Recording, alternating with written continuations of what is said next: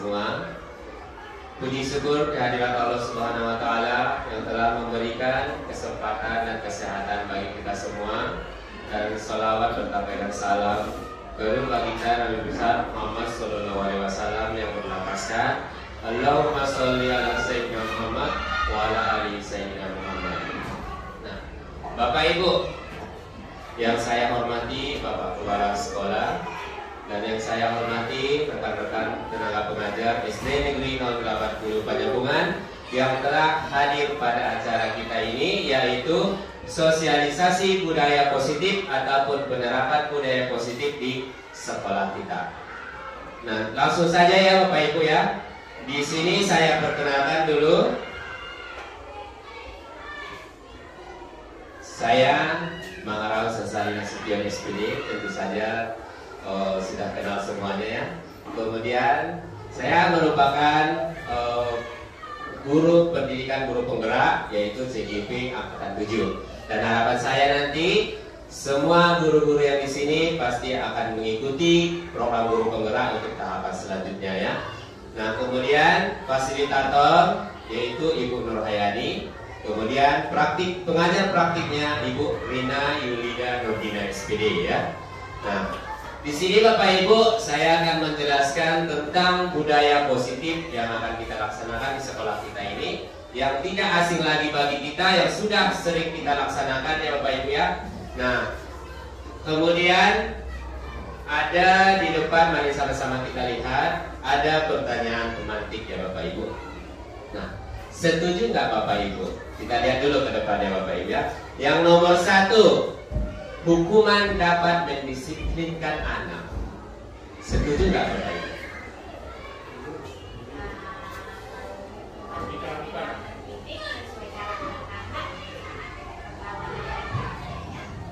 Iya. Kalau menurut Ibu ya, hukuman itu setuju kalau sesuai dengan karakter anak dan yang mendidik ya Bu. Nah, kemudian pertanyaan kedua, pemberian hukuman dengan hal positif seperti membaca atau membersihkan halaman sekolah dapat meningkatkan disiplin anak. Setuju nggak Bapak Ibu? Setuju ya Bapak Ibu ya. Kalau itu yang membaca dan membersihkan halaman sekolah ya, nanti kita akan bahas ya Bapak Ibu ya. Kemudian yang nomor 3, memberi penghargaan dapat meningkatkan motivasi belajar anak. Setuju Bapak Ibu? Saya ingin tahu dulu Bapak Ibu, alasannya kenapa setuju?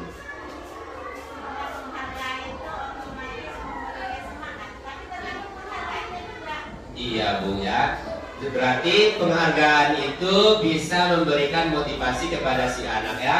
Tetapi tergantung penghargaannya juga. Oke. Nah, kita lanjut ya Bapak Ibu. Ini tadi masalah hukuman ya sama penghargaan. Oke. Nah, selanjutnya topik untuk hari ini adalah yang pertama, yaitu tentang penerapan disiplin positif ya. Kemudian nilai-nilai kebaikan, dan seterusnya teori motivasi, hukuman dan penghargaan. Kemudian keyakinan kelas, dan selanjutnya kebutuhan dasar manusia dan dunia berkualitas. Yang kelima, 5 posisi kontrol. Yang keenam, restitusi ya. Nah, selanjutnya kita yang pertama ya Bapak Ibu, disiplin positif dan nilai-nilai kebaikan ya.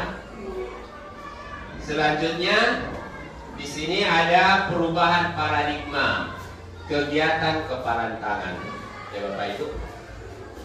Ada A dan B atau Anda dan teman Anda. Sobeklah secari kertas kecil, tuliskan benda atau sesuatu yang sangat berharga untuk Anda.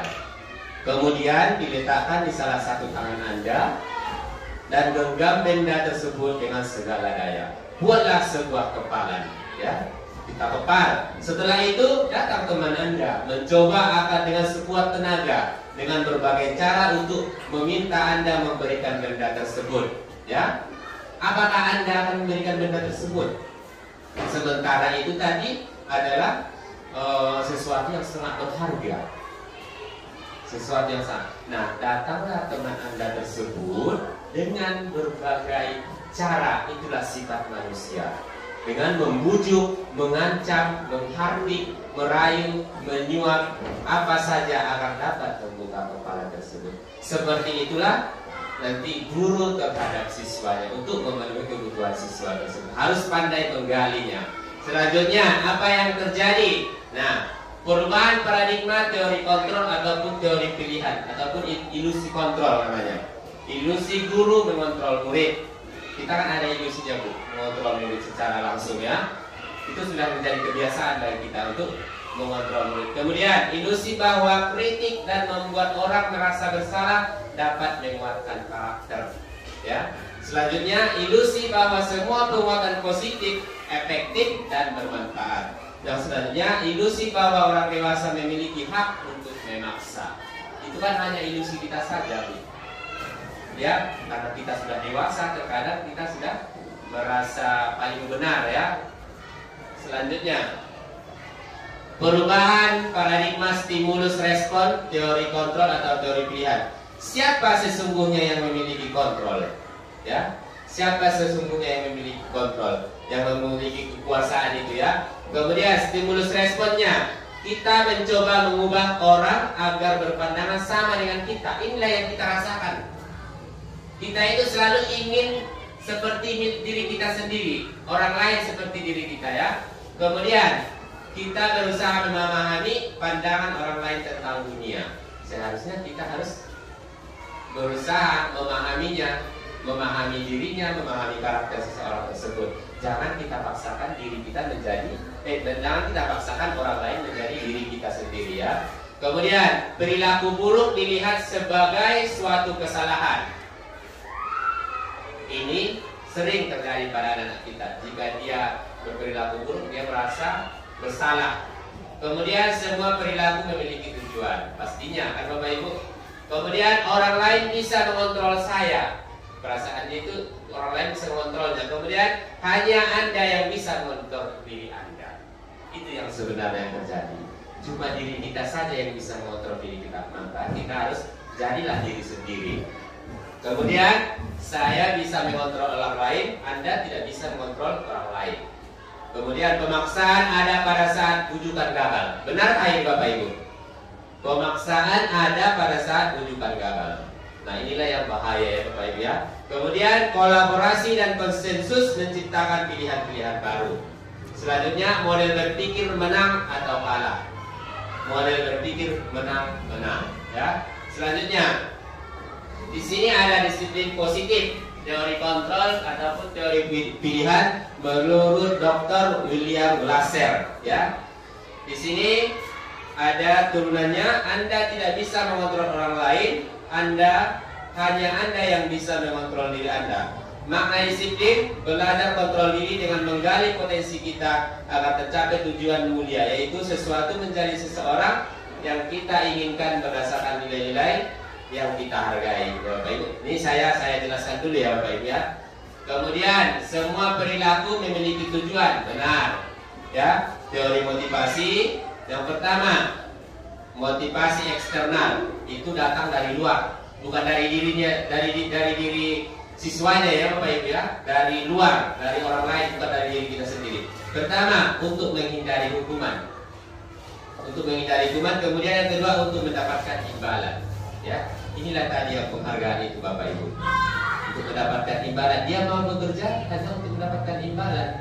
Itu motivasi dari luar, bukan motivasi dari diri sendiri. Yang kita maksudkan di sini itu harus, kalau motivasi itu harus dari diri kita sendiri datangnya. Kemudian untuk menghargai diri sendiri, nilai-nilai kebajikan universal dan keyakinan kelas. Yang selanjutnya model berpikir menang-menang, kolaborasi dan konsensus menciptakan pilihan baru. Di sini ada 5 posisi kontrol. 1 penghukum, pembuat rasa bersalah, teman, pemantau, manajer. Ada 5 ya, 5 posisi kontrol. Kemudian segitiga distribusi, menstabilkan identitas, validasi kebutuhan, menanyakan keyakinan. Yang terakhirnya realita atau kebutuhan. Kita berbeda. Kita berusaha memahami pandangan orang lain tentang dunia. Setiap orang memiliki gambaran berbeda. 5 kebutuhan dasar manusia. Pertama, bertahan hidup, penguasaan, kasih sayang dan rasa diterima, kesenangan dan kebebasan. Ya Bapak Ibu, kita lanjut. Nah, di sini ada apakah makna disiplin? Ya, di depan Bapak Ibu ada berasal dari bahasa Latin disciplina yang artinya belajar. Ya, makna asal dari kata ini berkonotasi dengan disiplin diri dari murid-murid Socrates dan Plato. Disiplin diri membuat orang menggali potensinya menuju sebuah tujuan apa yang dihargai. Jadi Bapak Ibu, disiplin ini jangan datangnya dari orang lain, dari diri kita sendiri ya. Kemudian, namun dalam budaya kita makna kata disiplin telah berubah menjadi sesuatu yang dilakukan seseorang pada orang lain untuk mendapatkan kepatuhan ya. Karena kita memaksakan orang lain menjadi diri kita ya. Kemudian kecenderungan umum adalah menghubungkan kata disiplin dengan ketidaknyamanan, bukan dengan apa yang kita hargai atau pencapaian suatu tujuan mulia. Contohnya Bapak Ibu ya, tentang disiplin ini. Kita di sini setiap pagi misalnya datang ke sekolah dan masuk jam 7.30 itu sesuai peraturan sekolah ya Bapak. Nah, jadi ini sebenarnya Bapak Ibu, kalau bagi si anak ini jadi kesalahan. Bagi si anak sebenarnya inilah dia dari disiplin tadi untuk si anak tadi yang terlambat, dia menghukum dirinya sendiri ya. Kemudian selanjutnya nilai-nilai kebajikan. Nilai-nilai kebajikan adalah sifat-sifat positif manusia yang merupakan tujuan mulia yang ingin dicapai setiap individu. Nilai-nilai tersebut bersifat universal dan lintas bahasa, suku, bangsa, agama maupun latar belakang ya. Setiap perilaku atau perbuatan memiliki satuan yang dijelaskan oleh Dr. William Glasser pada teori kontrol 84. Dengan mengaitkan nilai-nilai kebajikan yang diyakini seseorang, maka motivasi intriksinya akan terbangun, sehingga menggerakkan motivasi dari dalam untuk dapat mencapai tujuan mulia yang diinginkan, yaitu Diane Gossen 98 ya. Selanjutnya, nilai-nilai kebajikan yang ingin dicapai oleh setiap anak Indonesia kita kenal dengan profil pelajar Pancasila ya Bapak Ibu. Nah, inilah sekarang yang harus kita tingkatkan ya. Profil pelajar Pancasila yang pertama, beriman bertakwa kepada Tuhan Yang Maha Esa dan berakhlak mulia, mandiri, bernalar kritis, berkebinekaan global, bergotong royong dan kreatif. Nah, di sini Bapak Ibu, mari dulu kita nyanyikan dulu ya bernada becak ya, bernada lagu becak ya. Di sini saya ulangi sekali ya. Belajar Pancasila, beriman dan bertakwa pada Tuhan Yang Esa dan berakhlak mulia, berkebinekaan global, gotong royong mandiri, kreatif dan bernalar kritis. Bisa Bapak Ibu? Nah, inilah dia sebagian dari kurikulum merdeka yang harus kita capai, itu P5-nya ya. Penguatan profil pelajar Pancasila ya. Ayo kita coba sekali ya Bapak Ibu ya. 1, 2, 3. Belajar Pancasila, beriman dan bertakwa pada Tuhan Yang Esa dan berakhlak mulia, berkebinekaan global, gotong royong mandiri, kreatif dan bernalar kritis. Oke, tepuk tangan Bapak Ibu. Ya, terima kasih ya. Nah, selanjutnya kita tadi sudah yang pertama tadi budaya positif, yang kedua kita masuk ke teori motivasi.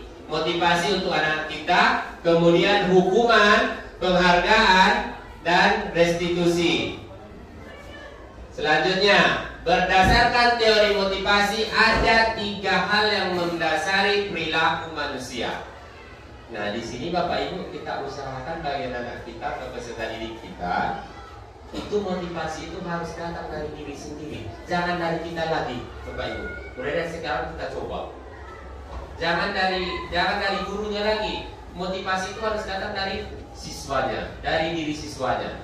Yang pertama, untuk menghindari ketidaknyamanan atau hukuman, apa yang akan terjadi apabila saya tidak melakukannya? Ini motivasi eksternal. Yang kedua, untuk mendapatkan imbalan dari orang lain atau institusi. Apa yang akan saya dapatkan apabila saya melakukannya? Nah, ini jadi pertanyaan bagi si anak.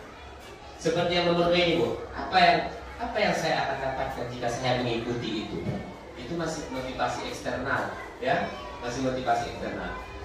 Jadi dia melakukan sesuatu, siswa kita melakukan sesuatu hanya mengharapkan imbalan dan penghargaan.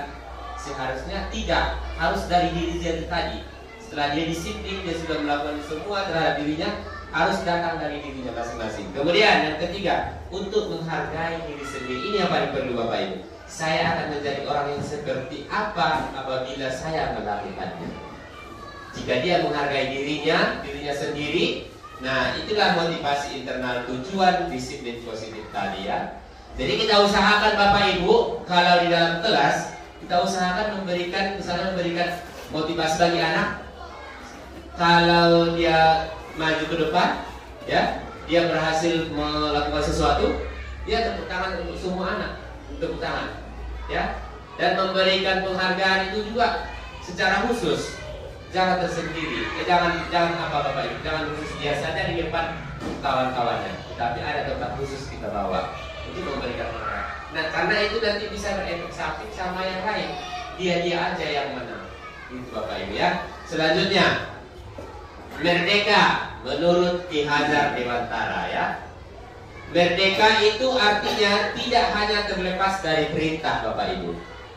Dan merdeka itu tidak hanya terlepas dari penjajah, ya, tetapi juga cakap membuat memerintah diri sendiri. Ternyata ini Bu, merdeka itu apabila dia sudah bisa mengontrol dirinya, sudah datang ke sekolah tepat waktu, sudah memakai atribut sekolah secara lengkap, sudah memakai semuanya, memakai sepatu, dan menghormati guru yang di sekolah, sudah bisa mengontrol dirinya. Nah, itulah namanya merdeka Bapak Ibu, ya. Merdeka belajar, ya Bapak Ibu. Nah, ini ya Bapak Ki Hajar Dewantara, ya. Kemudian dihukum oleh penghargaan, ya. Kita masuk ke dihukum oleh penghargaan. Bahwa penghargaan berlaku sama dengan hukuman. Sama itu ternyata Bapak Ibu, hukuman dan penghargaan, ya. Kemudian dalam arti meminta atau membujuk seseorang melakukan sesuatu untuk memenuhi suatu tujuan tertentu dari orang yang meminta atau membujuk, ya. Dorongannya eksternal dan akan ada faktor ketergantungan Bapak Ibu. Ini contoh saja ya Bapak Ibu, ya. Di kelas kita misalnya seperti saya, jika ada yang juara 1, yang juara 2, ternyata mereka hanya mengharapkan ibadah, bukan dari dirinya sendiri. Apabila kita sering mengasih sesuatu, mengasih terus, ada faktor ketergantungan Bapak Ibu. Dan kawan-kawannya yang lain merasa minder. Dia aja yang menang, dia aja yang mau, dia aja yang disuruh bapak wali kelas. Seperti itu Bapak Ibu. Dan kalau apabila kita mau memberikan penghargaan, berikan semuanya Bapak Ibu, biarpun sedikit, berikan semuanya. Tetapi kalau apresiasi, tepuk tangan, itu boleh, ya. Dan selanjutnya beberapa dari pemberian penghargaan menurut Alticon 93, ya. 1. Pengaruh jangka pendek dan jangka panjang. Kemudian penghargaan mengurangi ketepatan. Penghargaan merusak hubungan. Benar nggak Bapak Ibu? Benar ya Bapak Ibu, ya. Penghargaan merusak hubungan. Kemudian penghargaan mematikan kreativitas ternyata. Kemudian penghargaan itu menghukum. Iya benar, itu penghargaan menghukum. Kenapa?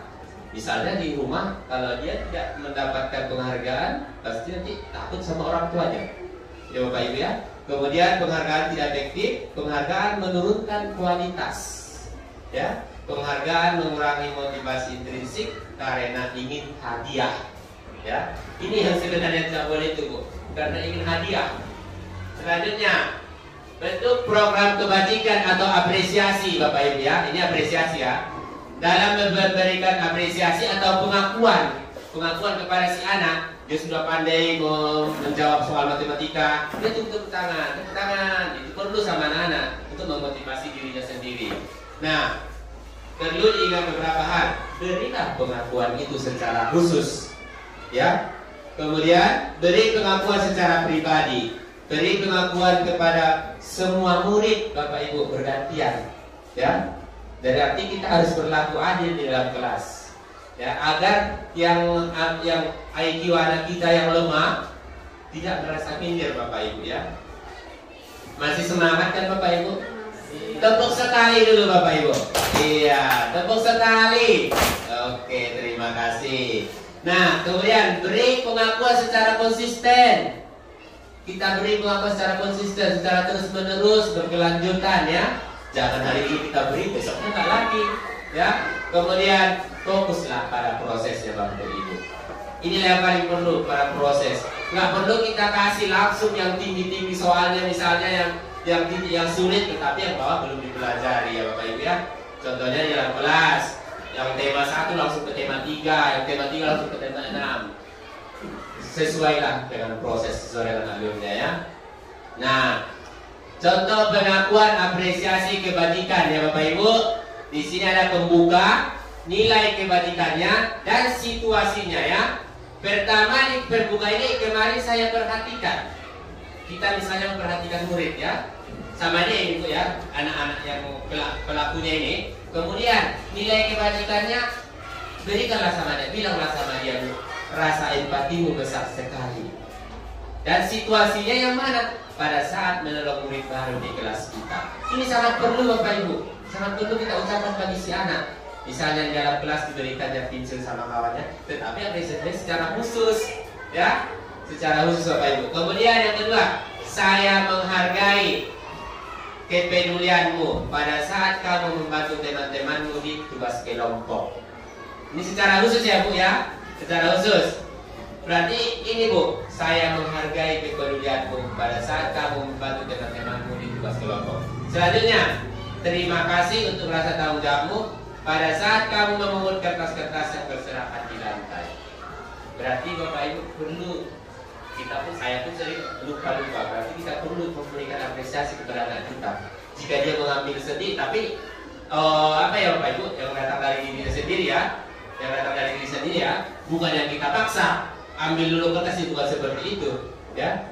Apabila dia sendirinya Bapak Ibu, misalnya contoh paling pasnya, kalau dia lewat dari depan kita, diulurkannya tangannya, nah itu perlu kita kasih terima kasih, yang itu kan Bapak Ibu ataupun saya menghargai. Nah selanjutnya, tugas perbedaan hukuman dan konsekuensi ya, konsekuensi.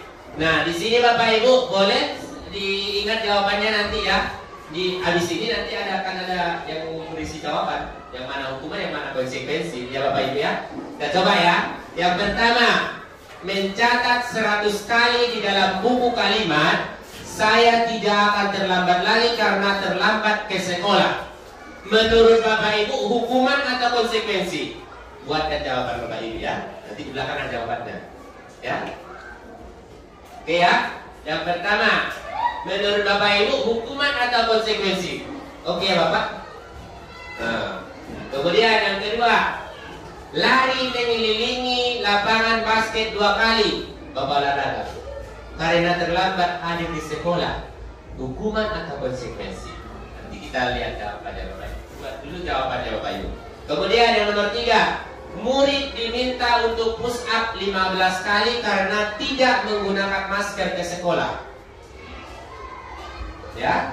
Kemudian ini mungkin masa Covid ya, masker. Kemudian menggantikan kertas tugas teman yang telah dicoret-coret. Ingat ya Bapak Ibu ya. Kemudian membersihkan tumpahan air di meja tulis karena tersenggol pada saat belajar. Ya. Konsekuensi atau hukuman. Selanjutnya, murid disuruh untuk mengenakan sepatu seharian di sekolah karena tidak mengenakan sepatu hitam. Murid disuruh untuk mengenakan sepatu seharian, sehari, ya seharian ya Bapak Ibu ya, 1 harian. Kemudian di sekolah karena tidak mengenakan sepatu hitam. Kemudian lari mengelilingi lapangan basket 2 kali karena terlambat 10 menit untuk pelajaran olahraga. Ya Bapak Ibu, ini kebiasaan-kebiasaan kita ya. Nah kita lihat, oke, lihat nomor 1. Ternyata mencatat 100 kali di dalam buku kalimat, saya tidak akan terlambat lagi karena terlambat ke sekolah, itu merupakan hukuman ya. hukuman itu yang bisa menyakiti fisik anak-anak kita, Bapak Ibu. Ya, itu hukuman. Kemudian yang kedua, lari mengelilingi lapangan basket 2 kali karena terlambat hadir ke sekolah, itu juga merupakan hukuman. Tidak boleh Bapak, tidak boleh Bapak Ibu ya. Kemudian yang nomor 3, murid diminta untuk push up. Ini apa lagi? Jadi menurut kita, menurut Bapak Ibu dulu, apa itu Bapak Ibu hukuman? Makanya saya tanya tadi yang di depan tadi, Bapak Ibu setuju nggak diberikan hukuman? Apa itu Bapak Ibu hukuman? Hukuman adalah yang bisa melukai fisik dari seseorang ya Bapak Ibu ya, yang tergantung kepada fisiknya ya. Kemudian menggantikan kertas tugas teman yang telah dicoret-coret. Menurut Bapak Ibu kenapa konsekuensi Bapak Ibu?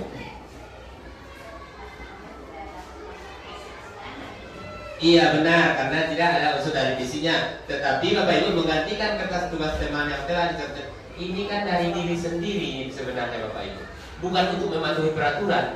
Karena dia mencoret-coret dari diri sendiri, dan dia mencoret-coret kertas temannya, wajiblah digantinya. Karena Bapak Ibu, dan fisik juga tidak ada di situ ya untuk hukuman fisik ya Bapak Ibu. Kemudian yang ketiga, membersihkan tumpahan air di meja karena tersenggol. Jadi bisa kita ambil kesimpulan konsekuensi itu adalah yang datang dari diri sendiri tanpa disengaja ya Bapak Ibu. Ada juga tanpa disengaja, juga yang disengaja ya.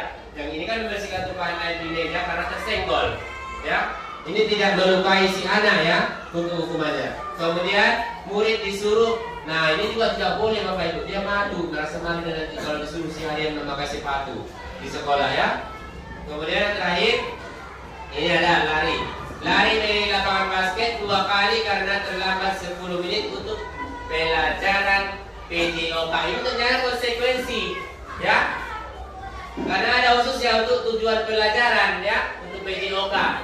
Karena ini juga dianggap yang lari 2 kali ini terlambat di sekolah karena untuk peraturan sekolah itu hukuman. Tetapi kalau untuk pelajaran ini cocok juga nanti Bapak Ibu untuk pelajaran PJOK untuk pemanasan namanya ya Bapak, untuk awal untuk mulai olahraga ya. Nah, iya Bu.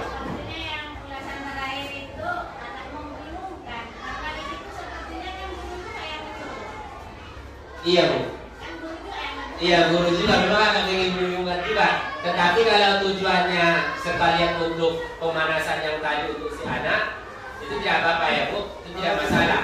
Di dalam masih kontrol ya Bapak olahraga atau ibu olahraga ya.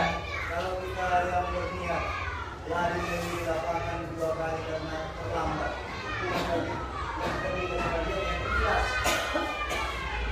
Iya Pak. tapi kalau kita bersama dia, karena iya Pak. Apakah itu termasuk apa? Konsekuensi Pak. Apa bedanya dengan siapa ini? Belajar juga sama dia, belajar ya. Yang di atas ini kan Pak, lari mengelilingi lapangan basket 2 kali karena terlambat hadir ke sekolah. Ini bukan tujuannya untuk olahraga Pak. Ini memang hukuman untuk dia. Karena tadi dia terlambat. Jadi dia nanti akan benci untuk waktu, untuk datang ke sekolah, akan benci Bapak ketika dia terlambat. Dia akan merasa terus bersalah ya. Tetapi kalau yang untuk olahraga ini sekalian untuk pemanasan ya. Poin terakhir itu menurut saya itu Iya. Poin terakhir itu kebetulan siswanya terlambat pas pelajaran PJOK. Iya Bu, pas pelajaran PJOK. Tetapi kalau yang di atas ini Pak, nanti bisa anak ini akan membenci untuk datang ke sekolah jika dia terlambat lagi, nanti dia takut ya. Nanti kalau saya terlambat pasti akan keliling lagi. Tapi kalau yang ini karena tujuannya untuk olahraga juga ya, makanya dia disebutkan dengan konsekuensi. Nah kita lanjut ya Bapak Ibu. Perbedaan hukuman dan konsekuensi di sini ada ya. Yang pertama, sesuatu yang menyakitkan harus terjadi. Di sini sesuatu harus terjadi ya. Itu konsekuensi ya. Kemudian membuat anak sakit atau fisik maupun hati. Nah sama tadi kan yang terlambat tadi, nanti bisa saja yang terlambat tadi karena orang tuanya yang ini Bapak Ibu, yang terlambat mengantarnya ke sekolah kan, berarti dia kan bencian sama orang tuanya. Bisa jadi dari alasannya ya. Iya Bapak, dari alasannya. Dan nanti kita dapatkan juga tadi yang olahraga tadi kan itu kan dari dirinya Bu, sudah di dalam lingkungan sekolah ya kan. Kemudian anak membenci kedisiplinan, nanti dia jadi benci Bapak Ibu. Datang ke sekolah jam 8.30 sebentar dia belum bisa hadir ke sekolah, dia akan benci secara terus menerus ya. Kemudian anak menghargai disiplin, itu dia kalau di konsekuensi. Selanjutnya paksaan, stimulus, tanggapan. Selanjutnya mendorong anak menyakiti diri sendiri, mendorong anak agar mudah menyesuaikan diri. Selanjutnya konsep diri yang buruk, konsep diri yang baik. Anak belajar untuk menyembunyikan kesalahan. Ya, anak belajar untuk menyembunyikan kesalahan, itu dia Pak dari hukuman tadi. Selanjutnya anak belajar untuk mematuhi peraturan.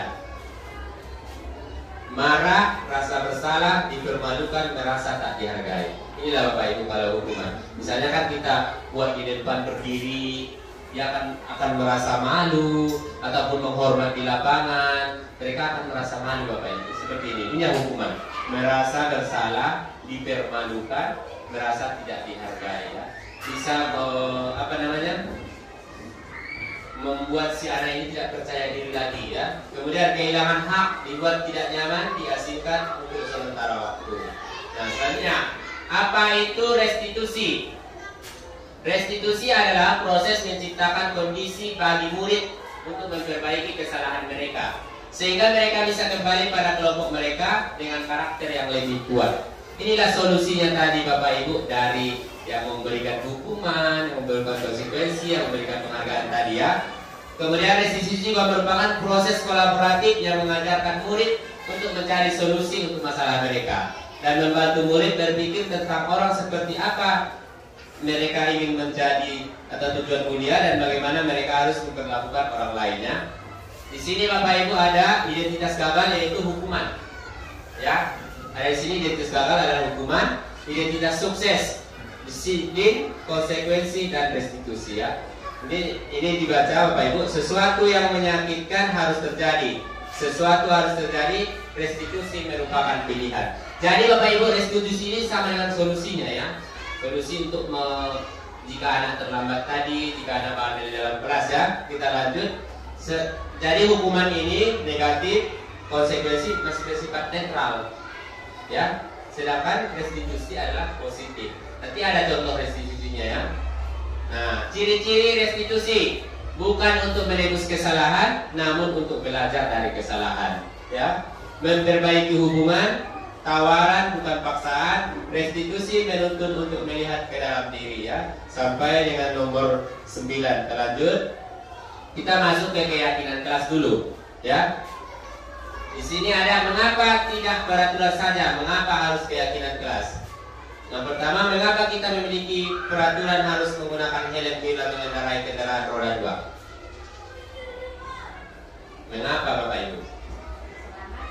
Iya, untuk keselamatannya. Itulah sebabnya kita juga harus mempunyai keyakinan kelas ya. Bisa di keyakinan kelas itu nanti ada disiplin, menghormati guru, bertanggung jawab ya.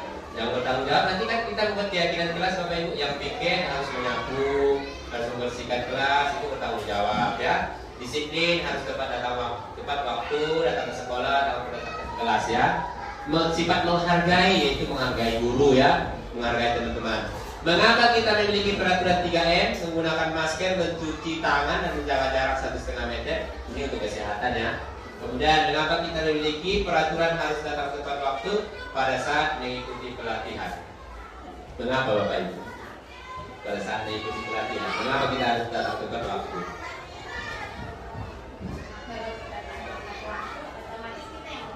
Iya, akan kelewatan materinya ya Bapak Ibu ya. Kemudian untuk mendukung motivasi intrinsik, kembali ke nilai-nilai keyakinan, lebih menggerakkan seseorang dibandingkan mengikuti serangkaian peraturan-peraturan. Jadi Bu, motivasi intrinsik tadi, marilah kita usahakan kepada murid-murid kita, kepada siswa kita, ataupun kepada peserta didik kita, dari dirinya sendiri. Motivasi itu ya Bapak Ibu ya. Jangan lagi kita memberikan penghargaan yang bisa berefek samping ke teman-temannya Bapak Ibu ya. Karena nanti ada itu cerita, dari Amerika aja deh yang juara 1, dia aja di juara 1 ya. Jadi dia merasa minder. Oke, masih sabar ya Bapak Ibu ya. Oke, kita lanjut. Tadi ada budaya positif. Setelah tercapainya budaya positif akan ada lingkungan positif. Kemudian akan ada keyakinan kelas dan peraturan kelas ya. Lanjut. Nah, ini Bapak Ibu, contoh keyakinan kelas. Di keyakinan kelas 1, setiap anggota kelas perlu belajar ya. Setiap anggota kelas perlu senang ya. Kemudian setiap anggota kelas perlu melakukan tugas. Setiap anggota kelas perlu saling menghargai. Setiap anggota kelas perlu merasa aman. Inilah keyakinan itu di kelas 1 ya. Kemudian di kelas 5, selalu bersikap positif, senantiasa menjadi diri terbaik, percaya dan menghormati orang lain serta barang miliknya, berkomitmen terhadap setiap tugas, senantiasa membantu. Kalau di kelas 7, ini di SMP ya. Hormat. Kami meyakini bahwa sangat penting untuk menghormati semua guru dan barang milik orang lain. Bekerja, kami meyakini bahwa sangat penting untuk mengerjakan segala pekerjaan dan atau mengikuti kegiatan yang telah ditugaskannya. Diterima dan dimiliki, kami meyakini bahwa sangat penting untuk merasa diterima pada suatu kelompok dan saling peduli satu dengan yang lainnya. Inilah contoh dari keyakinan kelas tadi Bapak Ibu ya. Kemudian ada kegiatan pendalaman keyakinan kelas. Yang pertama, hormat, bekerja, diterima dan dimiliki. Yang pertama ini ada terdengar ya, terlihat, berperilaku. Kita lanjut saja. Di sini ada Bapak Ibu yang hormat ya. Kita lihat, tampak seperti, datang tepat waktu, tidak tampak seperti, sering hadir terlambat ya. Kemudian menyapa teman dan guru setiap hari, tak acuh kepada teman dan guru, mengembalikan barang teman yang telah dipinjam dan mengucapkan terima kasih, tidak mengembalikan barang yang telah dipinjam dan meletakkan sembarangan. Ini tidak tampak seperti ya, ini tampak seperti yang hormat ya Bapak Ibu ya. Kalau yang hormat sudah berada sebelah sini. Kemudian di bekerja, tekun bekerja dan menyimak guru, menyerahkan tugas tepat waktu. Tetapi kalau yang ini tidak mendengarkan guru dan acuh tak acuh ya, seperti itu. Nah di sini ada Bapak Ibu peraturan ya, keyakinan kelas. Selalu kembalikan buku ke tempatnya, dilarang mengganggu orang lain, hadir di sekolah 15 menit sebelum pembelajaran dimulai, dilarang melakukan kekerasan, dilarang menggunakan narkoba bergantian atau menunggu giliran, gunakan masker, jangan berlari di kelas atau koridor. Nah, di sini ada keyakinan kelasnya adalah selalu kembalikan buku ke tempatnya. Keyakinan kelasnya tanggung jawab ya, Bapak Ibu. Kemudian dilarang mengganggu orang lain, berarti menghormati. Seperti inilah Bapak Ibu keyakinan kelas itu, ya. Kemudian hadir di sekolah 15 menit sebelum pembelajaran dimulai, menghormati orang lain dan berkomitmen ya. Dan berkomitmenlah Bapak Ibu kan kalau hadir di sekolah. Kemudian dilarang melakukan kekerasan, keselamatan ya. Kemudian dilarang menggunakan narkoba, itu juga kesehatan. Kegantian atau menunggu giliran, menghormati orang lain ya, dan bersabar. Seperti inilah Bapak Ibu keyakinan kelas, ini peraturannya. Kita lanjut. Yang keempat, ada dua lagi ya Bapak Ibu, nomor 4 dan nomor 5. Kebutuhan dasar manusia dan dunia berkualitas ya. Kebutuhan dasar manusia itu yang pertama, kasih sayang dan rasa diterima ya. Itu kebutuhan dasar siswa kita Bapak Ibu, dan dasar manusia ya. Kemudian penguasaan, kemudian kesenangan dan seterusnya, kebebasan ataupun bertahan hidup ya. Selanjutnya, mereka dapat melakukan perbuatan yang bertentangan dengan nilai-nilai kebajikan atau melanggar peraturan apabila kebutuhan tidak terpenuhi ya. Ini memang sering terjadi Bapak Ibu. Kemudian seorang akan mengalami emosi negatif seperti bosan, sedih, dan kecewa. Guru harus memahami kebutuhan murid dan mendukung murid untuk menjadi pribadi yang berdaya seimbang dan bahagia ya. Selanjutnya 5 posisi kontrol. 5 posisi kontrol. Yang pertama si penghukum. Seorang penghukum bisa menggunakan hukuman fisik maupun verbal. Kemudian membuat merasa bersalah. Pada posisi ini biasanya guru akan bersuara lebih lembut atau keheningan yang membuat orang lain merasa tidak nyaman, bersalah atau rendah diri. Ya, 5 posisi kontrol ya. Kemudian menjadi teman. Guru pada posisi ini tidak akan menyakiti murid. Kalau kita buat diri kita Bapak Ibu sebagai teman kepada siswa kita, jadi guru pada posisi tidak akan menyakiti murid, namun akan tetap berupaya mengontrol murid melalui persuasi atau hubungan baik dan humor. Tetapi jika kita buat sebagai pemantau, kita akan mengawasi, kita bertanggung jawab atas perilaku orang-orang yang kita awasi. Ya, kalau kita jadikan diri kita sebagai pemantau. Tetapi kalau kita jadikan sebagai manajer, posisi guru di sini berbuat sesuatu bersama dengan murid, mempersilahkan murid mempertanggungjawabkan perilakunya, mendukung murid agar dapat menemukan solusi atau permasalahannya sendiri. Berarti yang harus kita lakukan itu adalah sebagai manajer ya Bapak Ibu. Ini 5 posisi kontrol tadi. Yang pertama, penghukum. Kalau kita seorang penghukum bisa menggunakan hukuman fisik. Nah, ternyata tadi kalau kita memberikan hukuman kepada siswa kita itu adalah penghukum Bapak Ibu. Ya, penghukum. Nah, kemudian kalau pembuat merasa bersalah juga ini ada. Nah, yang paling pas ya untuk kita lah sebagai manajer ya. Selanjutnya, itulah 5 posisi kontrolnya tadi ya Bapak Ibu. Kita coba sekali ya Bapak Ibu ya. Guru berbuat, di sini ada penghukum. Menghardik, menunjuk-nunjuk, menyakiti, menyindir. Apalagi itulah kalau penghukum ya.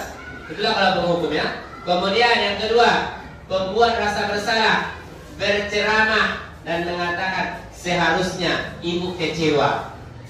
Itu membuat merasa bersalah. Kemudian kalau kita sebagai teman membuatkan alasan-alasan untuk muridnya. Selanjutnya pemantau, menghitung dan mengukur. Kemudian yang manajer mengajukan pertanyaan-pertanyaan. Nah, di manajer inilah nanti ada segitiga restitusi, yaitu kita tanya dia, kenapa kamu berbuat salah? Apa yang harus kamu lakukan setelah ini? Apakah kamu merasa bersalah seperti dia Bapak Ibu ya? Kita lihat selanjutnya ini pertanyaan-pertanyaan Bapak Ibu. Di sini ada tugasnya. Saya kecewa sekali dengan kamu. Siapa yang mengatakan? Membuat orang yang bersalah tadi. Kalau dia mengatakan saya kecewa, kan ada tadi Bapak Ibu sebelumnya. Kemudian kamu tidak pernah melakukannya, kamu tidak pernah benar melakukannya. Ternyata kenapa kamu salah terus? Nah, ternyata itu penghukum. Kemudian ayolah lakukan demi ibu atau bapak. Ini sebagai teman kita di situ Bapak Ibu.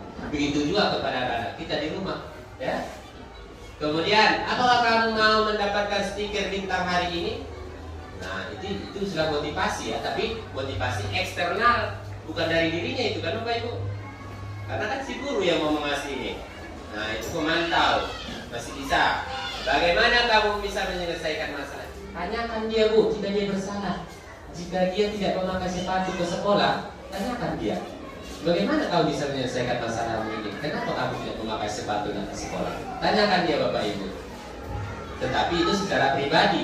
Nah, kemudian kamu selalu yang paling terakhir. Inilah penghukum, ya. Inilah penghukum. Nah, mulai dari sekarang Bapak Ibu, saya harap kita pun di dalam kelas jangan lagi memberikan hukuman kepada anak kita dan menyuruh dia maju untuk mempertanggungjawabkan perbuatan yang salah tadi ya. Itu tidak boleh, itu tidak benar ya. Itu tidak benar lagi. Buatkanlah dia seperti segitiga restitusi lagi yang tadi, panggil dia Bapak Ibu. Bicarakan dengan dia. Jadikanlah diri Bapak Ibu sebagai manajer tadi, ya. Jangan yang penghukum, jangan yang membuat merasa bersalah ya. Jadi akan terjadi hal-hal positif nanti Bapak Ibu jika kita memanggil si anak tersebut. Dia tidak akan merasa malu. Dia tidak akan merasa malu kepada kawan-kawannya kan kalau kita kan di dalam kelas kita suruh dia maju ke depan. Di mananya sepatumu? Nah, dia merasa malu. Karena sepatunya karena basah, karena tidak ada, karena kondisi ekonomi ya Bapak Ibu ya. Selanjutnya, bergerak antara. Di sini ada peraturan pemantau konsekuensi hadiah, nilai-nilai manajer dan berbaik-baiknya ya. Kita lanjutkan. Nah, yang keenam segitiga restitusi. Inilah solusinya tadi Bapak Ibu. Caranya tadi yang manajer itu ya. Selanjutnya di sini ada segitiga restitusi. Kamu tentu punya alasan mengapa melakukan itu. Nah, adakah cara lain lebih efektif untuk mendapatkan apa yang kamu butuhkan? Ini validasi kebutuhan, menanyakan keyakinan, dan menstabilkan identitas. Nah, di sini untuk membuat anak merasa gagal karena berbuat salah menjadi positif terhadap dirinya, menstabilkan identitas. Guru berkata, berbuat salah itu hal yang manusiawi, tidak ada manusia yang sempurna. Seperti inilah sama siswa kita. Contoh sebagai saya kemarin yang membuat segitiga restitusi ya, kita akui dulu, Bapak juga pernah merasa bersalah, Bapak juga pernah melakukan kesalahan, Bapak juga pernah terlambat datang ke sekolah, ya. Kemudian Bapak Ibu juga buat salah, kita pasti bisa menyelesaikan permasalahan ini. Bapak Ibu tidak tertarik untuk mencari tahu siapa yang benar, siapa yang salah. Bapak Ibu lebih tertarik untuk menyelesaikan masalah. Kalau kamu menyalahkan dirimu sendiri terus menerus, apakah kamu bersikap baik pada dirimu sendiri? Nah, di sini membantu murid mengenali basic ya. Kita langsung ke ini tadi yang nomor 2, validasi kebutuhan. Yang ketiga, menanyakan keyakinan. Guru berkata, apa nilai yang kita percaya di kelas? Kebanyakan tadi bertanggung jawab, ya, komitmen. Kalau dia terlambat datang ke sekolah kali 15 menit, Bapak Ibu komitmen kan Bapak Ibu? Nah, apa nilai yang kita percaya di kelas sekolah kita? Keyakinan kelas, gitu ya. Nilai-nilai universal apa yang telah kita sepakati? Kelas yang ideal itu seperti apa? Nah, kamu ingin menjadi anak seperti apa? Ya. Intervensi 30 detik ya. Apakah kamu ingin berbuat lebih baik lagi? Ini selanjutnya ada. Nah, ini ya Bapak Ibu. Contoh pelaksanaan restitusi. Skenario kasus 1 ya. Kita coba perhatikan dulu videonya Bapak Ibu ya.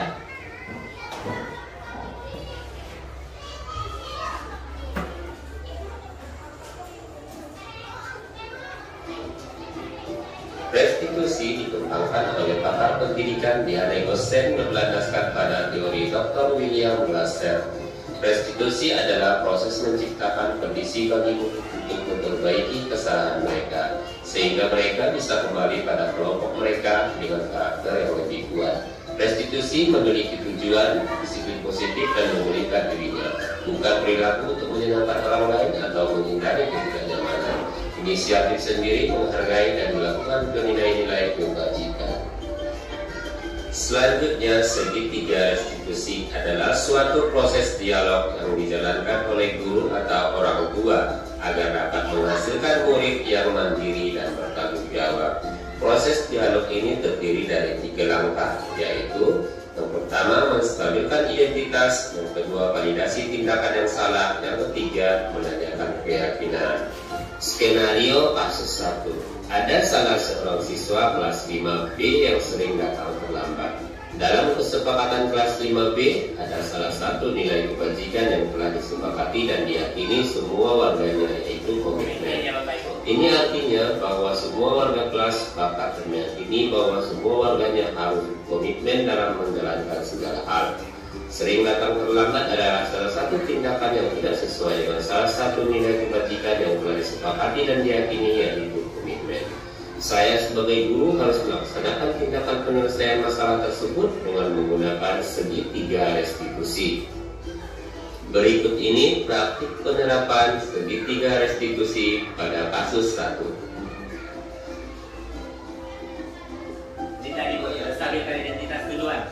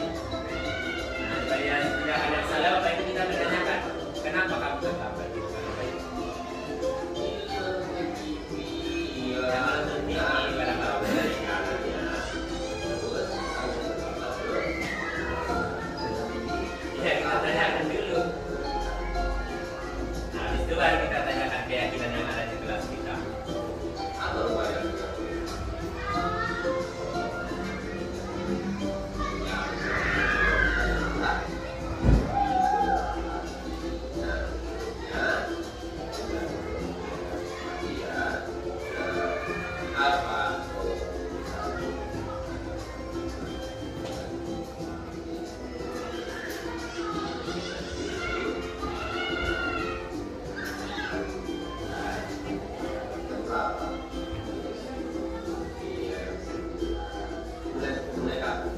Nah, kita tanyakan, mulai kapan kamu bisa tidak terlambat lagi?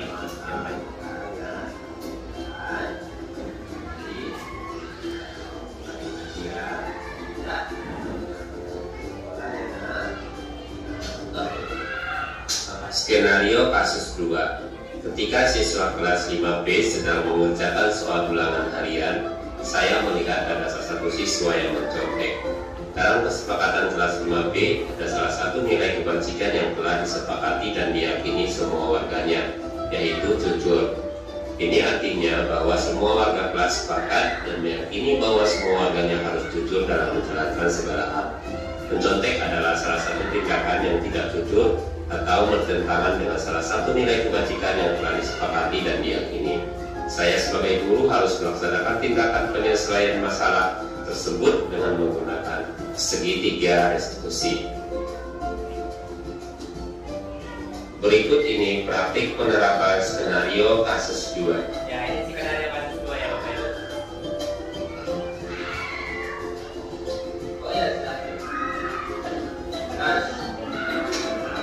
Ya, ini menunjukkan perbandingan. Ini mencontek terhadap kesaksian.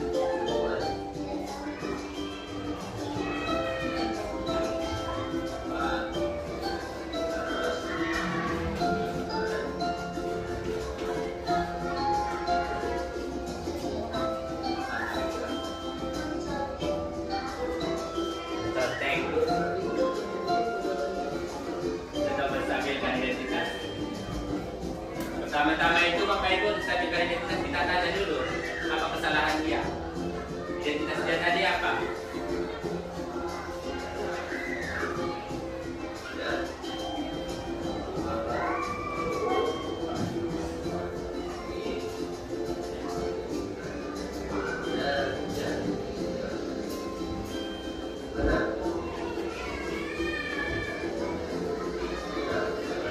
Banyak tindakan yang salah, kita bertanya, kenapa kamu mencontek? Nah, dia kata dia mencontek karena tidak belajar.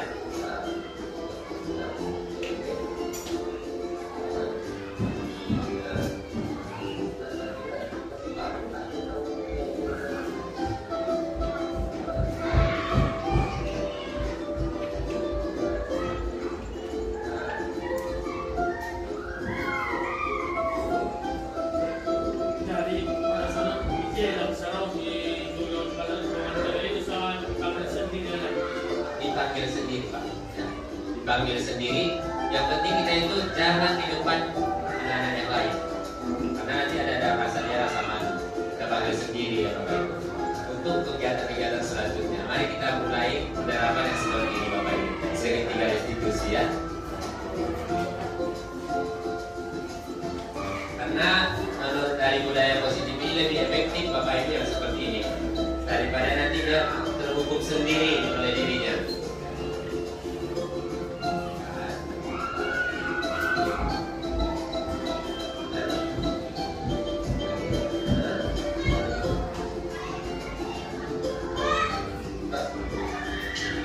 Selanjutnya adalah tanggapan dari murid. Tanggapan mereka setelah mereka di segitiga restitusi tadi.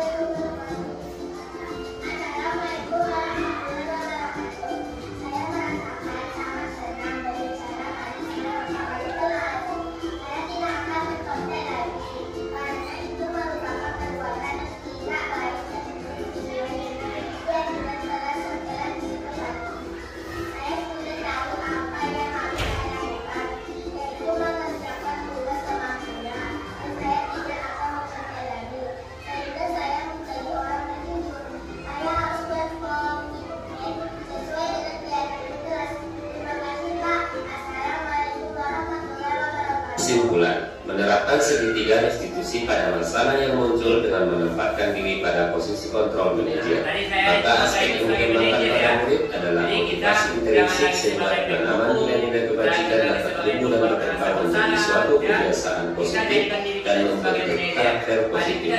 Pada akhirnya tercipta budaya positif. Demikian pemaparan dari saya tentang modul 1.4. Jika ya. Nah, untuk sementara kita speaking dulu Bapak Ibu. Silakan berdiri. Ikuti gerakan saya ya. Oke. Kita lanjut. Karena nampaknya sudah gitu ya. Oke, coba. Ikuti ya Bapak.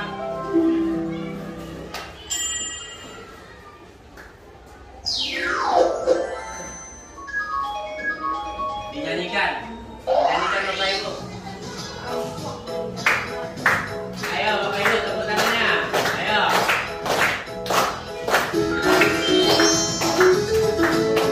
Ayo. Gerakan segar progres lagi. Gerakannya mudah. Ayo tangan kanan, kiri. Kawan jauh di mata. Ayo.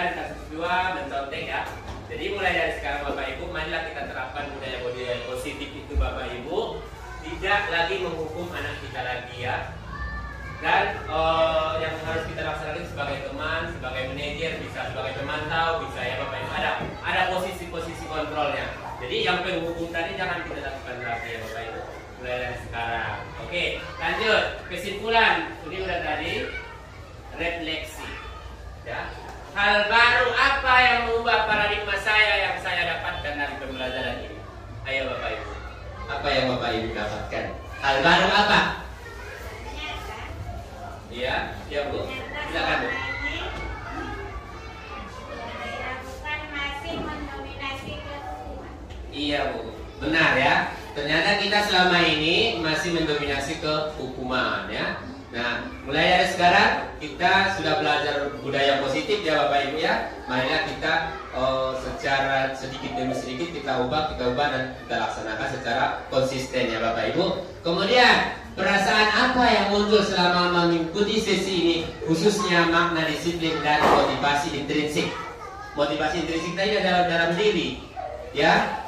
Apa yang muncul Bu? Perasaan apa yang muncul? Perasaan apa yang muncul selama mengikuti sesi ini? Senangkah?